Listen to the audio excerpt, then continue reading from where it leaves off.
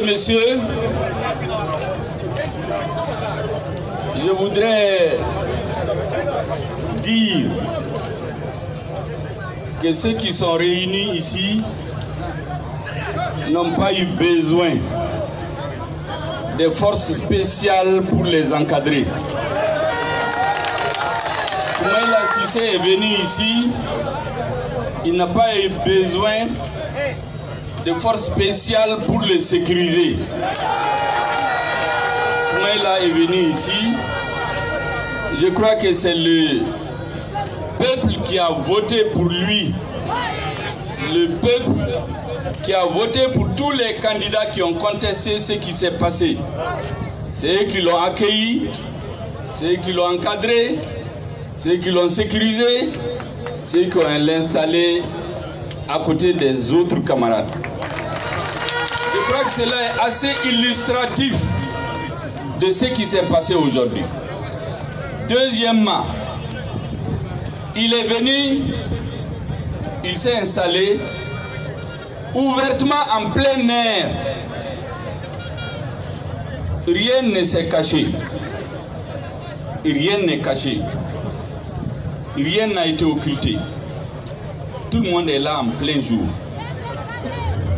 Je voudrais dire que les candidats qui ont contesté ce qui s'est passé le 29 juillet et le 12 août ont fait une série de réunions. Pas plus tard qu'hier, nous nous sommes retrouvés pour tracer les voies de l'avenir. Mais aujourd'hui, en attendant que nous nous retrouvions dans 1 ou 2 jours pour convenir du chemin de l'avenir que nous allons suivre ensemble, je voudrais vous inviter à la mobilisation, à répondre à l'appel de tous les Maliens qui ne se reconnaissent pas dans ce qui s'est passé. Je voudrais vous inviter, de la même manière dont vous venez de vous mobiliser rapidement en quelques heures, de continuer aussi longtemps que le peuple malien n'aura pas recouvré son vote, aussi longtemps que nous ne retrouvons pas la voie de la vraie démocratie, aussi longtemps que ceux qui ont estimé qu'il y a eu élection ne s'assoient pas avec celui qui a gagné l'élection pour convenir de l'avenir ensemble, aussi longtemps que nous vivrons dans cette situation. Continuez à être mobilisés, continuez à être décidés, déterminés.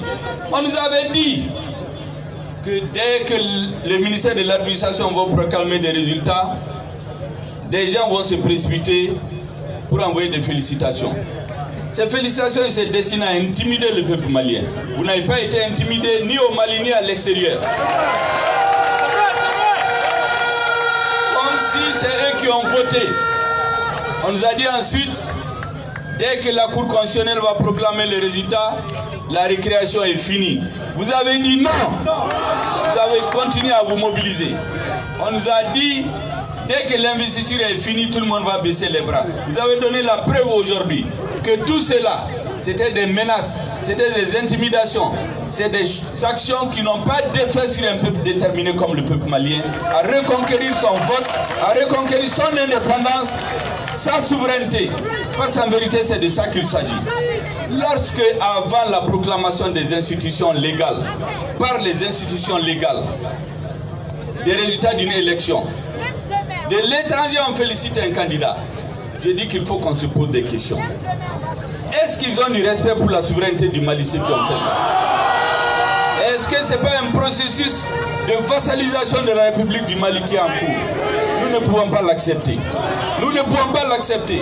C'est pourquoi j'ai dit le combat d'aujourd'hui, ça va au-delà de la personne de Soumaïla Cissé. C'est un combat pour l'honneur, la dignité, la souveraineté et l'indépendance du peuple malien.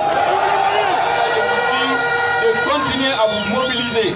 Les candidats vont se retrouver dans 1 ou 2 jours et nous lancerons un appel à l'ensemble des forces patriotiques, les forces politiques, les forces sociales, les forces syndicales, les forces maliennes tout court qui veulent un État indépendant, un État uni, un État dont on ne programmera pas la partition à travers la fraude.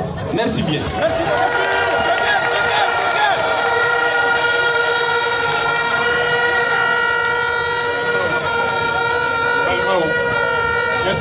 beaucoup. Merci au président Choguel Maïga. Merci au président Choguel.